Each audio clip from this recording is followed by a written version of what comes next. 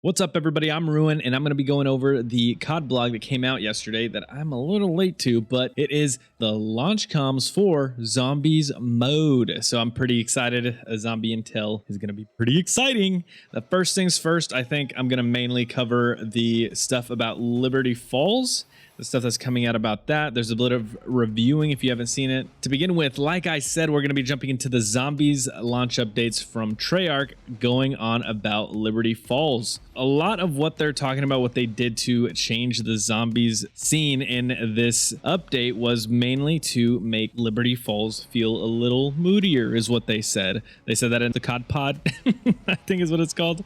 But like it says here, since the debut of early gameplay footage at Call of Duty Next back in August, the Zombies team at Treyarch has continued to iterate on the look, feel, and sound of Liberty Falls to crank up the map's creepiness factor. Heading into launch, players can expect a moodier visual tone to the map along with gorier set dressings and new environmental audio to more intensely reflect the chaos of a very recent dimensional breach. So this is part of the scene. If you go back and look at the old Liberty Falls pictures and compare it to these, you can definitely see it is moodier. There's some darker scene, the grayer skybox that they have going on, and you can actually see the glow of the things that have light a little bit more than you did previously. It is definitely darker. I think people are more expecting a night mode. The way they're laying it out to be is it's supposed to be during the day. I understand that it can make it creepier, but as we go down, we could actually see another example of, I guess, like an Aether storm that is in the cemetery area, and it's just striking down lightning at the ground from what it seems like. I hope this is a way of making the map a little bit smaller. I'm not sure exactly what they're using this for. I think they show a couple more photos of where they've added more of these storms around the map,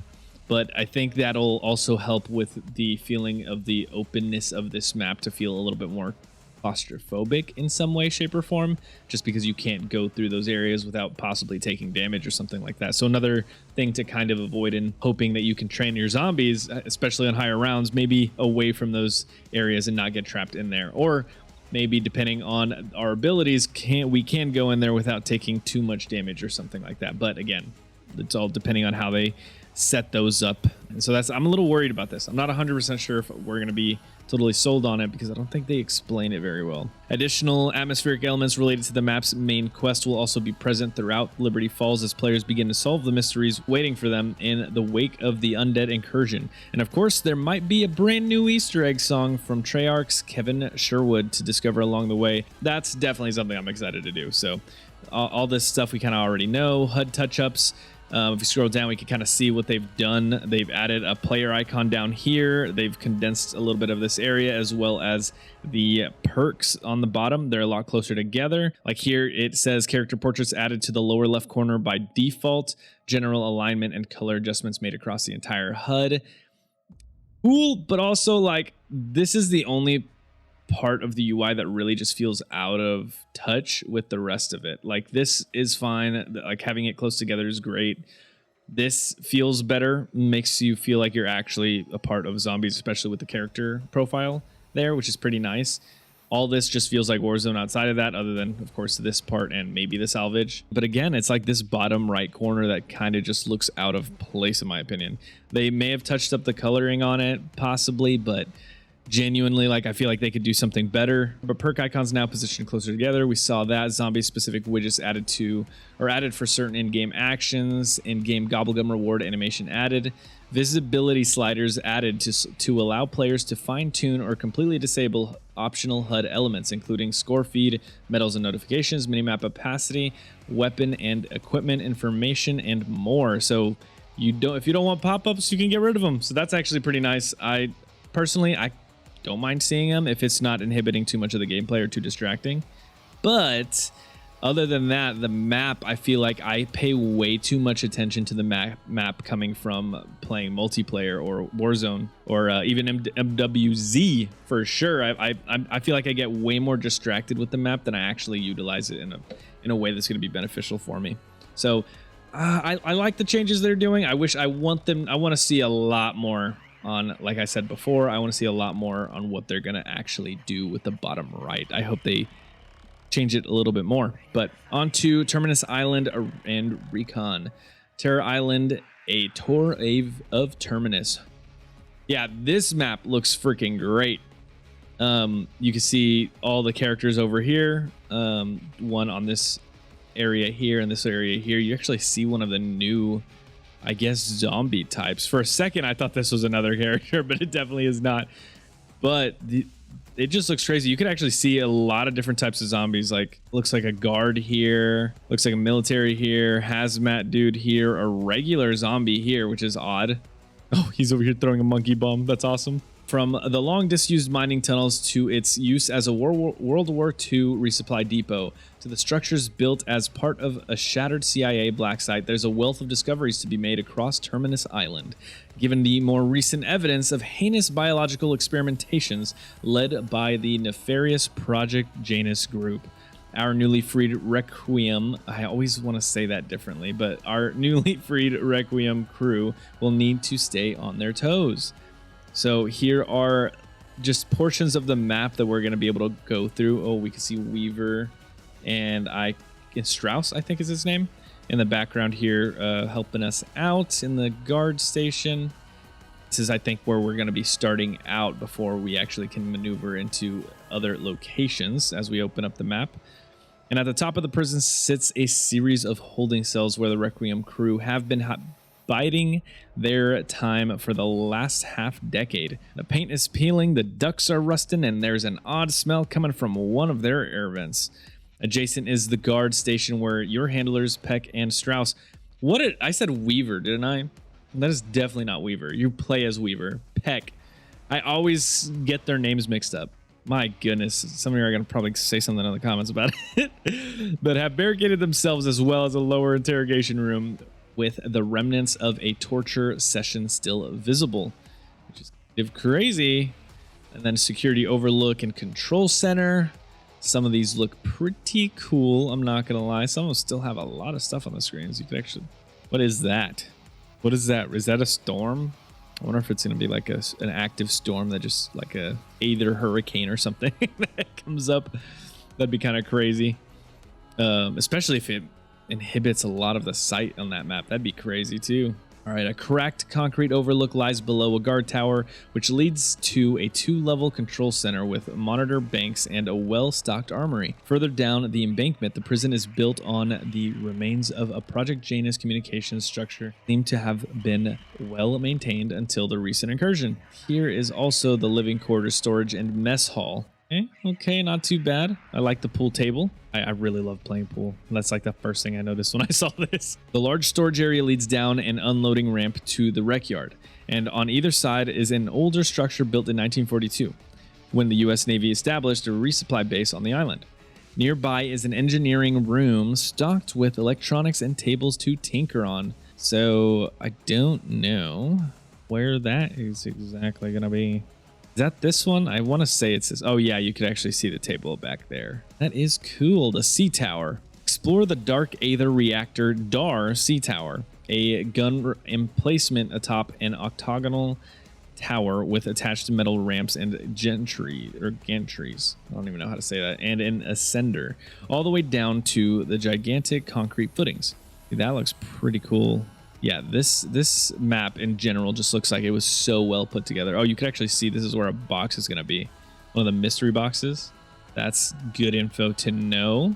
I think we could walk across that catwalk. That's pretty cool. It's pretty cool. Is there 2 of them? Is there one? I think there's one over here and then one over there. That's pretty cool. Ooh, this is the one I've been interested in seeing. The gun battery platform.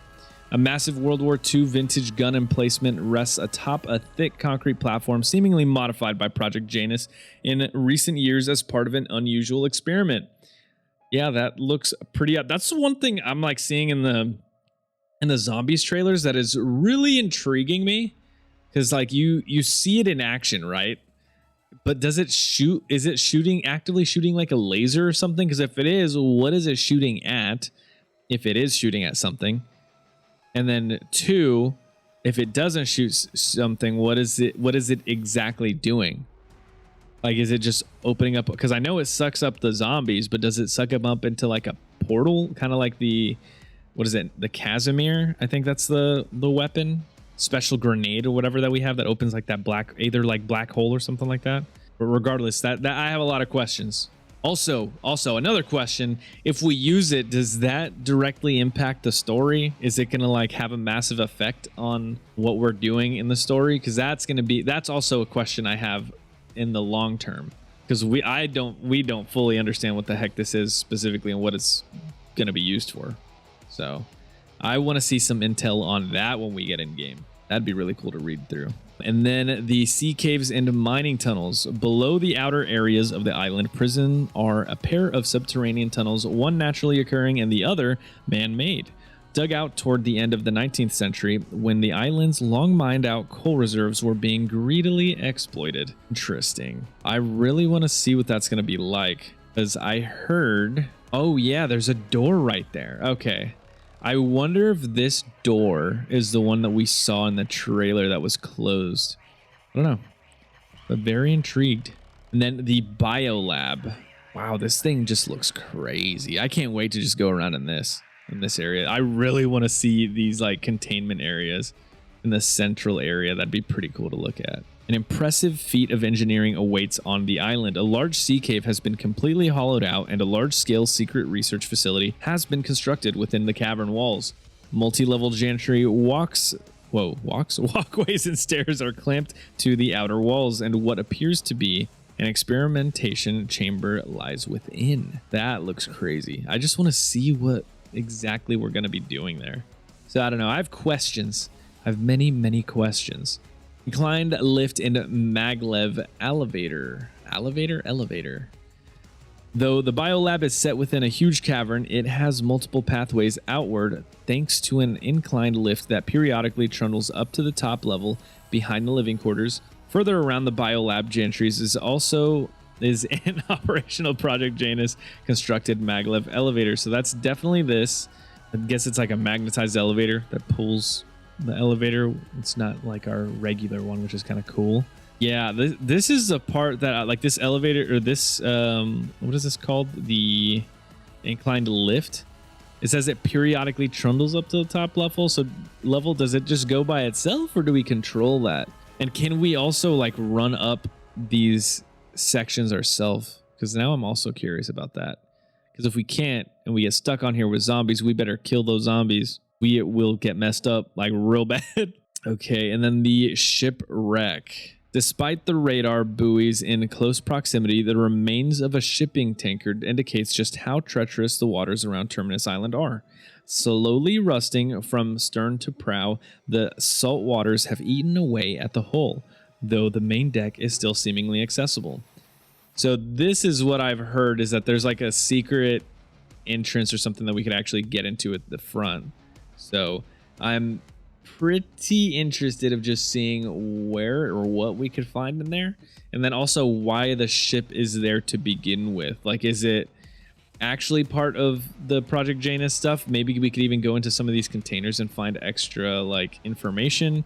I don't know. Either way, that'd be really cool if we could just access those rooms up atop the deck. That'd be pretty cool. And then we also have the outer islands. To the northwest is a temple island with its odd pillar-like carvings. Due east is Castle Rock Island, named after the natural stone edifice jutting from the tidal sands that appears to be an old fortification. The largest of the three outcrops is Crab Island, where Project Janus disposal crews would discard the remains of their science team's unwholesome experiments. Solid way of disposing stuff. Nice, Team Janus. You're just doing the Lord's work right there. The seas around Terminus Island are also home to something more foreboding.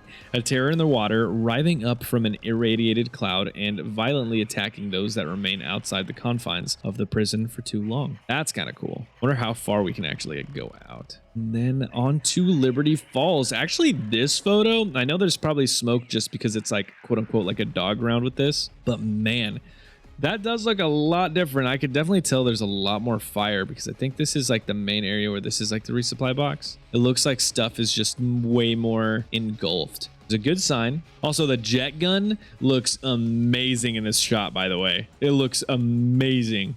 Yeah, I this is such a great shot, by the way. But the atmosphere of Liberty Falls, which takes place concurrently with the aftermath of the dimensional breach over on Terminus Island, feels a world away from the dark, stormy waters of the Philippines Sea and the massive concrete prison Gregory Weaver and his crew are fighting to escape from. I actually wasn't 100% sure, but this is actually happening at the same time. Interesting. I guess that they're trying to keep it. I'm confused because I think I've heard that it's like this is actually us like getting to this point, like us going into this map. We're actually in the story. I think not going to this location until like the day after or something like that, that the incursion actually started. I was about to say, is that just a time difference? Because it could be, but I don't know the time difference between those two places. So I'm not too sure because I think we're in Virginia, I want to say, in Liberty Falls. And then the Philippine Sea, so it's like very far apart from each other. So maybe, but I don't know if that's fully what it is, but I'm just speculating on this one. I'm going to be honest. But players must explore the once idyllic, now horrific small West Virginian town of Liberty Falls, whose residents have either fled or barricaded themselves into the settlement in a last desperate attempt to survive. By the time you arrive, under the watchful eye of Project Janus security chief John Blanchard, the town is overrun and the battle seems well and truly lost. Here's a closer look at the Liberty Falls locations you'll be able to explore. So we can actually see in this photo the Pumpkin Bay because it kind of is an overlook of everything. And you definitely do see there's more overcast. It's definitely not as sunny as before. It's still kind of bright. I'm not going to lie. Don't know how I feel about it. Yeah, I'm not 100% sure. I'd like to see more, a little bit more rendition of this, if I'm being honest. At least trying, if it's going to go towards that creepier feel. But I also have a feeling that the creepy feel of this map is going to be more so in the Easter egg through what they've already told us. I think that's a part of the map that they really are excited for us to see, but they're really trying not to let us know. Also, what the heck are these prices? Like, what?